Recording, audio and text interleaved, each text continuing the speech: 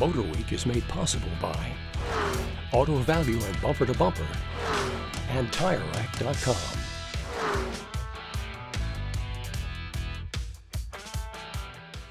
If you've been a devout MotorWeek viewer as of late, and really you should be, you're probably aware of just how many midsize pickup trucks we've driven recently.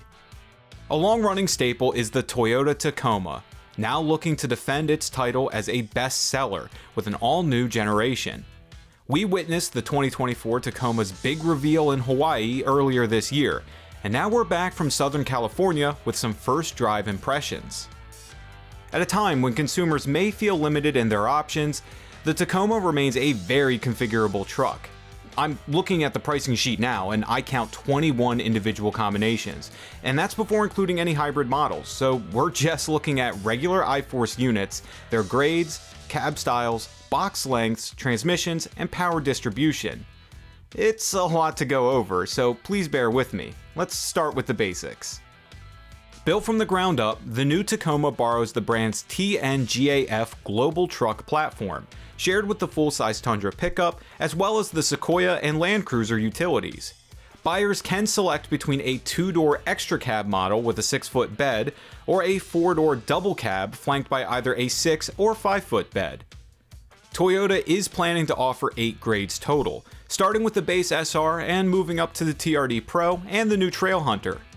Those top trims come standard with an I-Force Max hybrid powertrain, but all the tacos on our platter were of the non-hybrid variety, so we're gonna focus on those today. Hybrid or not, the foundation of the powertrain is a turbocharged 2.4-liter I-Force inline-4, available with various power outputs. The base SR is the lowest with 228 horsepower and 243 pound-feet of torque. The higher grades will output 278 horsepower and 317 pound-feet of torque when paired with the new 8-speed automatic. Max towing on the regular I-Force is up to 6,500 pounds, though the base SR is at 3,500 pounds. So needless to say, the new Tacoma is still a very configurable truck, so with the different beds, with the different cabs, and with the different powertrains. For example, I'm in the pre-runner right now. What's interesting about the pre-runner, so it's got that 4-cylinder and it's got the extra power out of it. It's made it to an 8-speed automatic, but instead of going with the new suspension, it still has the leaf springs in the back. On top of that, it's 2-wheel drive only. So if you want to try and find something that's not quite, all the way at the top, you don't want all the new stuff. You want something that's still very much a truck. Maybe it's because you're a budget-conscious buyer. Maybe you just want a truck that does truck things and that's it. You can probably find a grade of the Tacoma that'll work for you. But that's not all. Tacoma still offers a 6-speed manual. And with this transmission, the 2.4-liter makes up to 270 horsepower and 310 pound-feet of torque. The 6-speed was easy enough to drive with little ambiguity in the pattern. The clutch was a little high in engagement, but easy to suss out and not much of a lower body workout. Though I will say, the new automatic was my preferred transmission. It's smooth, quiet, and puts the power down no problem. Great for daily cruising and plenty capable on the trails. As expected, the Tacoma can be equipped with 4-wheel drive, useful for any off-road excursions, as are the various assistance features. Multi-terrain select works in 4 high and 4 low, allowing drivers to mitigate wheel spin on various surfaces. Crawl control acts as an off-road cruise control of sorts, and downhill assist control does, well, exactly what the name suggests.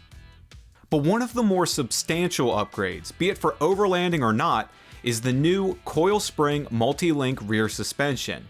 Now, good old leaf springs are still standard on base offerings, but the coils serve as a worthwhile upgrade where applicable. They were a bit smoother on SoCal's mountainous roads and provided good articulation on the trail. However, I should note spending time in the leaf spring Tacoma was far from uncomfortable, and about as agile as one could ask from this kind of setup. For a more luxurious ride, the Limited comes with new adaptive variable suspension. By now, you've been able to judge the new exterior vibes for yourself, so let's move inside for a better look. The cabin on base models is about what you'd expect. That is, cloth trim seating with minimal frills.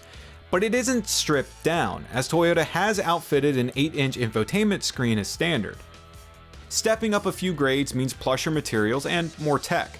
For example, the standard 7-inch digital gauge cluster grows to 12.3 inches, and the touchscreen gets beefed up to a 14-inch display. Heated and ventilated seats are available, and Toyota Safety Sense 3 is standard across the board. Alright, I've said a lot of numbers and I've talked about a lot of different ways to build this thing, so to avoid it all blending together like one big taco in a bag, let's wrap up. And what better way to do that than with pricing? A 2024 Toyota Tacoma starts at $32,995. That's for an SR Extra Cab 4x2 and includes Toyota's $1,495 processing and handling fee. All other iForce grades fall somewhere between there and the top trim limited's $53,595 starting price.